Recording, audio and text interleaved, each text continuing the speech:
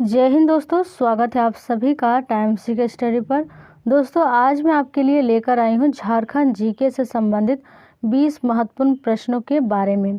Friends, जो पिछले परीक्षाओं में बार बार पूछे गए प्रश्न हैं उन्हीं को लेकर आई हूँ और आपके आने वाले झारखंड के सभी एग्ज़ाम जैसे जेएसएससी सीजीएल, सचिवालय, JPSC, Jharkhand police, Jharkhand SI और भी बहुत सारे एग्ज़ाम जो झारखंड में होने वाली है, उन सभी एग्ज़ाम के लिए ये वीडियो बहुत ही ज़्यादा इम्पोर्टेंट रहने वाला है। और अक्सर एग्ज़ाम में पिछले पेपर्स में जो पूछे गए हैं उसी प्रकार के प्रश्न आने वाले एग्ज़ाम में भी पूछे जाते हैं। तो आपके लिए ये वीडियो बहुत ही ज़्यादा इम्पोर्टेंट रहने वाला है। अगर आप चैनल पर नए हैं तो चैनल को सब्सक्राइब करके बेल आइकन को ऑन कर लें और आगे भी आपको इसी प्रकार का वीडियो इस चैनल पर मिलेगा। तो चलिए हम लोग शुरू करते हैं फर्स्ट क्वेश्चन से। फर्स्ट क्वेश्चन हमारा आ चुका है और पहला प्रश्न है, मुंडा ग्राम के धार्मिक प्रधान को क्या कहते हैं?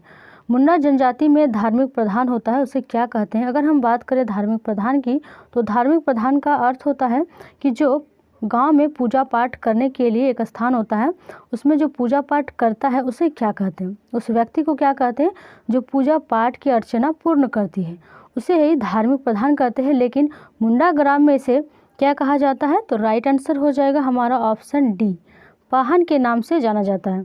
जो मुंडा ग्राम के धार्मिक प्रधान है उसे पाहन के नाम से जाना जाता है।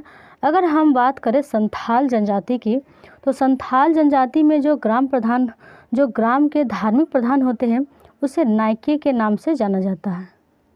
नायके के नाम से जाना जाता है धार्मिक प्रधान को। ये हम बात कर रहे हैं संथाल ग्राम के धार्मिक प्रधान की। आपसे एग्ज़ाम में पूछे जा सकते हैं कि संथाल ग्राम के धार्मिक प्रधान को क्या कहते हैं, तब हमारा आंसर हो जाएगा नायके। यहाँ पर हम लोग देखते हैं मुंडा ग्राम के धार्मिक प्रधान की बात कर रहा है, तो यहाँ पर हमारा राइट आंसर हो जाएगा ऑप्शन नंबर डी, पाहन। अब हम लोग चलते हैं नेक्स्ट क्वेश्चन की ओर। अगला प्रश्न है हमारा कि हो समुदाय में वधु मूल्य को क्या कहते हैं? हो समुदाय में वधु मूल्य को क्या कहते हैं? तो वधु मूल्य का अगर हम साधारण भाषा में बात करें तो वधु मूल्य का अर्थ होता है कि जब शादी होती है, एक होता है वर पक्ष, एक होता है वधु पक्ष। तो जब वर पक्ष की ओर से वधु पक्ष को धन दिया जाता है, यानी लड़का लड़की की जब शादी होती है तो लड़के की तरफ से जब धन दिया जाता है उसी को वधु मूल्य कहा जाता है। तो हो समुदाय में इसे क्या कहा जाता है? तो गोनम कहा जाता है। राइट आंसर हमारा हो जाएगा ऑप्शन डी, गोनम। और गोनम को ही और एक नाम से भी कहा जाता है, इसे हम लोग कहते हैं पोन। गोनम को ही पोन नाम से भी जाना जाता है। ये दोनों ही वर्ड आपको ध्यान में रखना है कि हो समुदाय में वधु मूल्य को गोनम या पोन कहा जाता है। अब हम लोग चलते हैं अगला प्रश्न की ओर।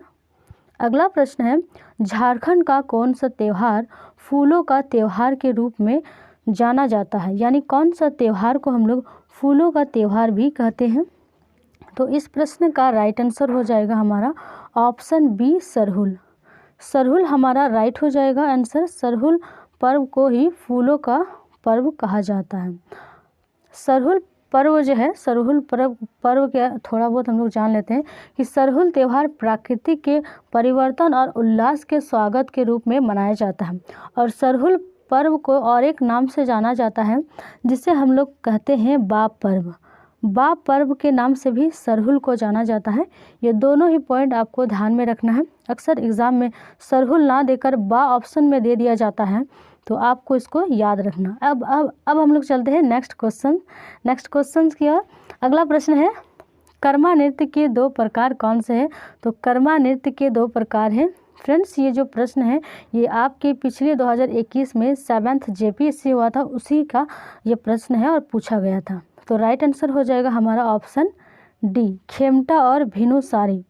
खेमटा और भिनुसारी ये दो कर्मा नृत्य के प्रकार हैं। अगर हम बात करें कर्मा नृत्य की तो कर्मा नृत्य को ही करम नृत्य भी कहते हैं। कर्मा पूजा राज्य में बहुत ही, जो झारखंड राज्य में है उसमें बहुत ही धूमधाम से मनाया जाता है। यह त्यौहार भाई बहन के प्रेम को प्रदर्शित करने वाला होता है। यानी हम बात बोल सकते हैं कि जो कर्मा नृत्य है इसे रक्षाबंधन के तौर पर भी देख सकते हैं कि क्योंकि ये त्यौहार भाई बहन के प्रेम को प्रदर्शित करता है। अब हम लोग चलते हैं अगला प्रश्न की ओर। अगला प्रश्न है, डोम्बारी बुरु किस आंदोलन से संबंधित है? डोम्बारी बुरु किस आंदोलन से संबंधित है? फ्रेंड्स, ये भी प्रश्न आपके पिछले 2021 में जेपीसी एग्ज़ाम हुआ था झारखंड में, उसी का प्रश्न है।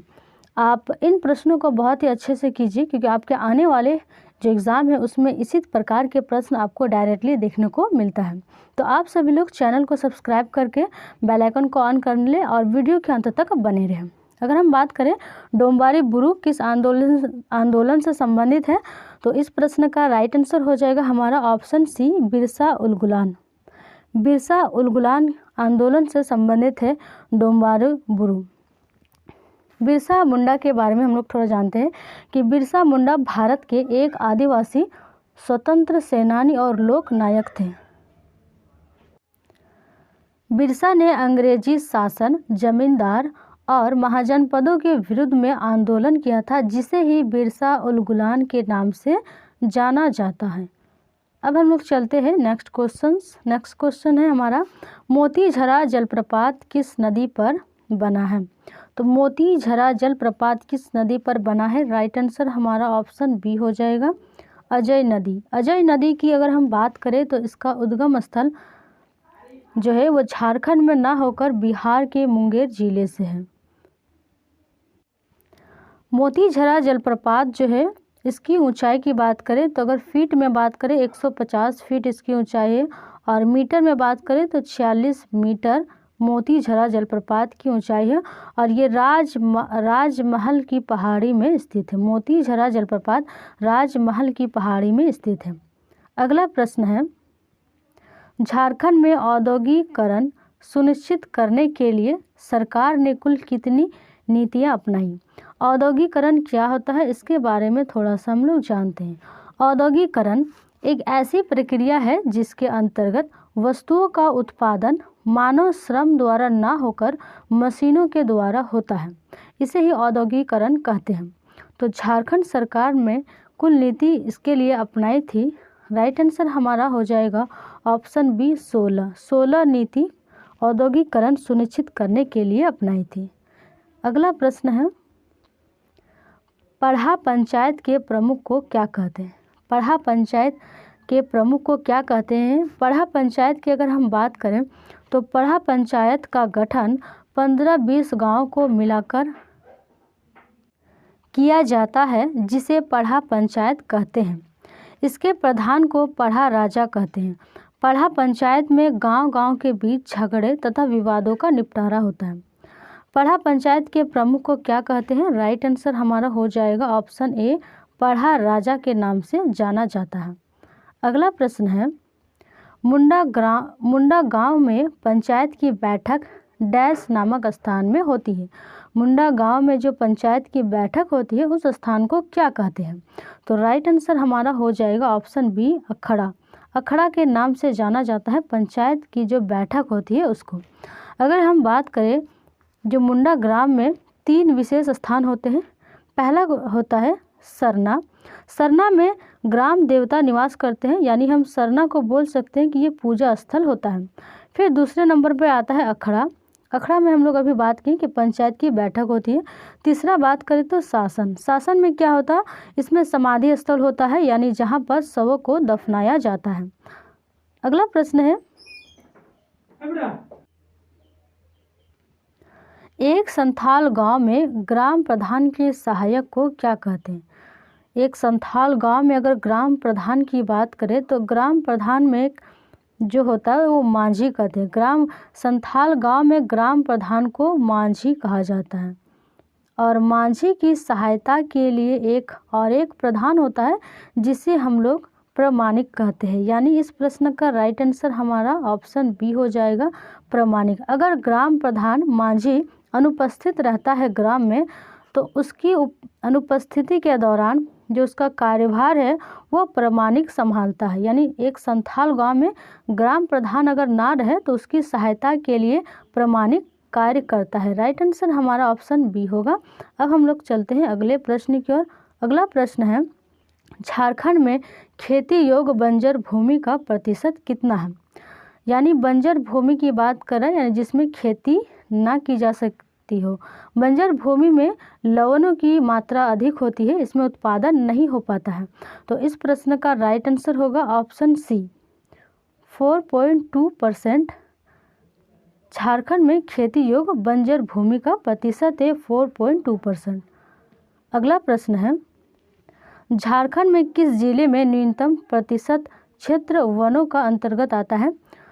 सबसे न्यूनतम अगर क्षेत्र वनों की बात करें तो राइट आंसर हमारा हो जाएगा ऑप्शन ए जामताड़ा। जामताड़ा जो जिला है फ्रेंड्स, इसमें न्यूनतम प्रतिशत वन आता है। अगर हम बात करें अधिक क्षेत्रफल वाला जो वनों वाला जिला होता है वो चतरा जिला होता है। चतरा जिला में सबसे अधिक वनों का क्षेत्रफल पाया जाता है। अगला प्रश्न है, संथाल विद्रोह का नेतृत्व किसने किया था? संथाल विद्रोह का नेतृत्व किसने किया था? तो संथाल विद्रोह का नेतृत्व 1855 में किया गया था सिद्धू और कान्हू दो भाइयों के द्वारा। तो राइट आंसर हमारा हो जाएगा ऑप्शन ए, सिद्धू कान्हू दो भाई थे जिन्होंने संथाल विद्रोह का नेतृत्व किया था। अगला प्रश्न है, झारखंड क्षेत्र में लोकसभा के कुल सदस्य की संख्या कितनी है? झारखंड क्षेत्र में लोकसभा सदस्य की संख्या बात करें तो इस प्रश्न का राइट आंसर हमारा ऑप्शन ए होगा 14 लोकसभा सीट है। अगर हम बात करें राज्यसभा सीट की तो राज्यसभा सीट की अगर बात करें तो हमारा आंसर होगा 6। राज्यसभा सीट की संख्या 6 है और लोकसभा सीट की संख्या 14 है। ये दोनों ही पॉइंट आपको याद रखना है। अब हम लोग चलते हैं अगला प्रश्न की ओर। अगला प्रश्न है, महाभारत में झारखंड किस नाम से जाना जाता है? यानी महाभारत में झारखंड को किस नाम से पुकारा गया है? तो इस प्रश्न का राइट आंसर होगा हमारा ऑप्शन सी पुंडरीक देश। महाभारत में झारखंड को पुंडरीक देश या इसी को पशु भूमि कहते हैं, पशु भूमि के नाम से भी जाना जाता है। पशु भूमि के नाम से भी जाना जाता है झारखंड को। ये दोनों ही नाम आपको याद रखना है कि महाभारत में झारखंड को पुंडरीक देश या पशु भूमि कहा गया है। अगला प्रश्न है, झारखंड में कितने प्रतिशत आबादी कृषि कार्यों में लगी हुई है? झारखंड की टोटल कितनी प्रतिशत आबादी है जो कृषि उत्पादन में लगी हुई है? तो राइट आंसर हमारा ऑप्शन ए हो जाएगा 70.63%। 70.63% जो है वो झारखंड में आबादी जो है वो कृषि कार्य में लगी हुई है। अब हम लोग चलते हैं अगले प्रश्न की ओर। अगला प्रश्न है, झारखंड का राजकीय फूल क्या है? झारखंड का राजकीय फूल क्या है? ये बहुत बार एग्जामों में पूछा गया है। तो झारखंड का राजकीय फूल होगा हमारा ऑप्शन नंबर सी, राइट हो जाएगा पलाश। झारखंड का राजकीय फूल पलाश है फ्रेंड्स। और एक जो स्टेट है उसका भी एक राज्य है जो पलाश है, वो है यूपी जो है उत्तर प्रदेश, उसका भी राजकीय फूल पलाश है। इसको भी आप याद रखिए। अगर हम बात करें फ्रेंड्स झारखंड में राजकीय पशु के बारे में, तो राजकीय पशु हमारा हो जाएगा हाथी। और राजकीय पक्षी की बात करें तो राजकीय पक्षी हो जाएगा हमारा कोयल। और राजकीय वृक्ष की बात करें तो ये साल हो जाएगा। ये सारे ही पॉइंट आपको नोट कर लेना है क्योंकि ये प्रश्न बहुत बार एग्ज़ाम में पूछे गए हैं और बार बार पूछे ही जाते हैं।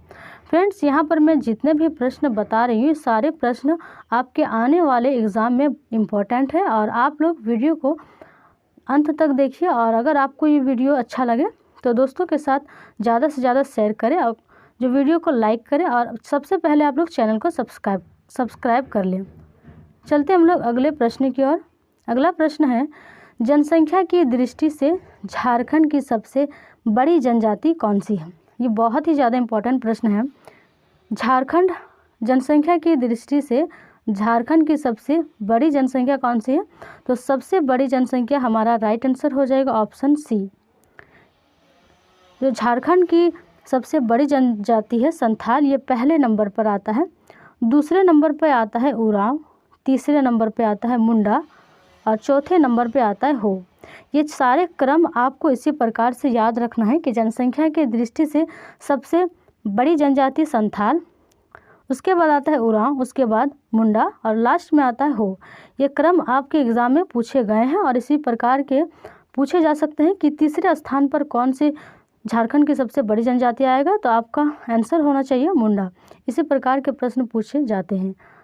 अब हम लोग चलते हैं नेक्स्ट क्वेश्चन, अगले प्रश्न की ओर। किस जनजाति का अस्तित्व एकमात्र झारखंड में है? तो किस जनजाति का अस्तित्व एकमात्र झारखंड में है? तो राइट आंसर हमारा हो जाएगा ऑप्शन बी, खरिया। खरिया जनजाति का अस्तित्व एकमात्र झारखंड से है। अगला प्रश्न है, भूमिज विद्रोह का नेता कौन है? भूमिज विद्रोह का नेता कौन है? तो राइट आंसर हमारा हो जाएगा गंगा नारायण। गंगा नारायण का संबंध ही भूमिज विद्रोह से है। फ्रेंड्स, आज हम लोग बात किए इस वीडियो में कुल मिलाकर 20 प्रश्नों के बारे में, और अगले नेक्स्ट वीडियो में भी हम लोग इसी प्रकार के प्रश्न को देखने वाले हैं। इसके लिए आप सभी लोग चैनल को सब्सक्राइब करके बेल आइकन को ऑन कर ले। तब तक मिलते हैं हम लोग नेक्स्ट वीडियो में।